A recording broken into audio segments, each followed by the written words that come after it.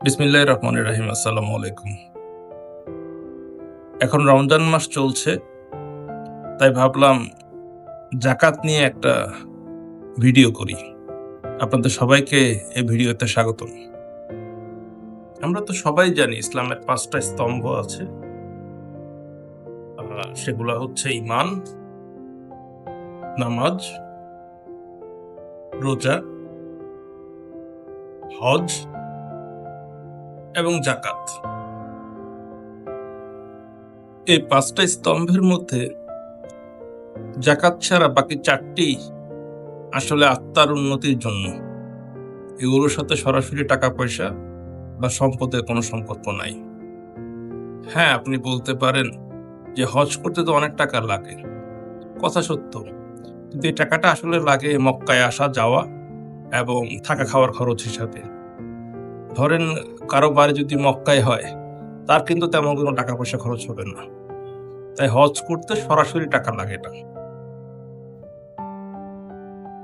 এখন আসি জাকাত নিয়ে। এই জাকাত এখানে ব্যতিক্রম। এটার সাথে সরাসরি টাকা পয়সা বা সম্পদের সম্পর্ক আছে। আপনাকে আপনার সম্পদের একটা অংশ অবশ্যই দান করতে হবে যদি ১ চন্দ্র বৎসরে অথবা ইসলামী বৎসরে আপনার নিসাব পরিমাণ সম্পদ থাকে। এখন প্রশ্ন হচ্ছে নিসাব কি? ৮৫ গ্রাম স্বর্ণ অথবা ৫৯৫ গ্রাম রূপা, এই দুইটার মধ্যে যার বাজার মূল্য কম তাহাই হচ্ছে নিসাব। জাকাতের হিসাবটা কি হবে? আপনার নগদ টাকা, স্বর্ণ, রূপা, অন্যান্য দামি ধাতব, ব্যবসার পণ্য, বিনিয়োগ, গৃহপালিত পশু ইত্যাদির বাজার মূল্য বিয়োগ ঋণ, এর ২.৫% আপনার জাকাত হবে। সব সম্পদের উপরই কি জাকাত দিতে হবে? না। আপনার জমি বা বিল্ডিং যেগুলো বিনিয়োগ বা ইনভেস্টমেন্ট হিসেবে থাকবে না, সেগুলোর উপর কোনো জাকাত হবে না।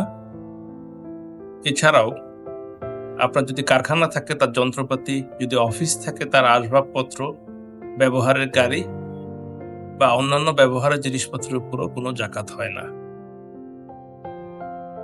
কাদেরকে আপনি জাকাত দিতে পারবেন না? আপনার পিতামাতা, স্বামী স্ত্রী, সন্তান সন্ততিদের আপনি জাকাত দিতে পারবেন না। এখন আমি কিছুক্ষণ আজাইরা পেঁচাল পারব, যদি আপনাদের ধৈর্য থাকে শুনতে পারেন। এই যে আমি, আপনি বা আমরা ক্লিনার, পাহারাদার, গৃহকর্মী অথবা রিক্সাওয়ালা, এরকম অনেকের কাছ থেকে অনেক সেবা নিচ্ছি যেগুলো খুবই প্রয়োজনীয় নামমাত্র মূল্যে।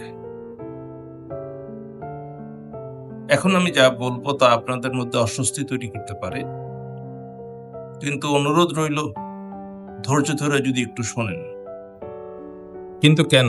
ওরা কি বোকা যে এত সস্তায় নিজের সেবাটা বিক্রি করে? না, তারা বোকা না। তাদের দর কষাকষি বা দামাদামি করার ক্ষমতা অনেক কম। কেন কম? কারণ তাদের সঞ্চয় নেই বললেই চলে। কেন সঞ্চয় নেই? কারণ তাদের আয় এত কম যে সেখান থেকে জীবন চালানোই কঠিন, সঞ্চয় তো অনেক দূরের কথা। এটা একটা দুষ্ট চক্র, যেখান থেকে স্বাভাবিকভাবে তাদের বের হওয়ার কোনো রাস্তা নেই। আর যখন স্বাভাবিক রাস্তায় প্রয়োজন মেটানো যায় না, তখন মানুষ অস্বাভাবিক রাস্তা বেছে নেয়, যার ফলাফল হচ্ছে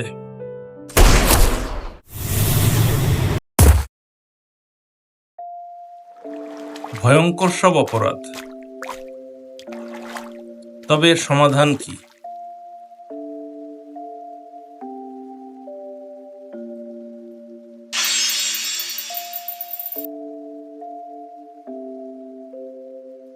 জাকাত ভাঙতে পারে এই দুষ্টচক্র।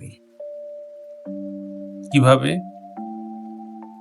জাকাত এই দরিদ্র কর্মজীবীদের একটা শক্তিশালী সঞ্চয়ের ভিত্তি দিতে পারে।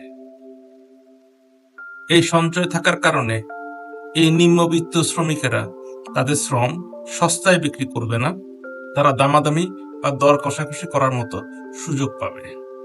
যেহেতু তাদের হাতে একটা নির্দিষ্ট পরিমাণ সঞ্চয় থাকবে, তারা তাদের শ্রমটাকে খুব সস্তায় বিক্রি করতে চাবে না। এর ফলে তারা তাদের সেবার বিনিময়ে একটা যৌক্তিক মূল্য পাবে। এতে করে তাদের পরিবারে সচ্ছলতা আসবে, ফলে তাদের সন্তান সন্ততি একটা সুন্দর প্রজন্ম হিসেবে গড়ে উঠবে।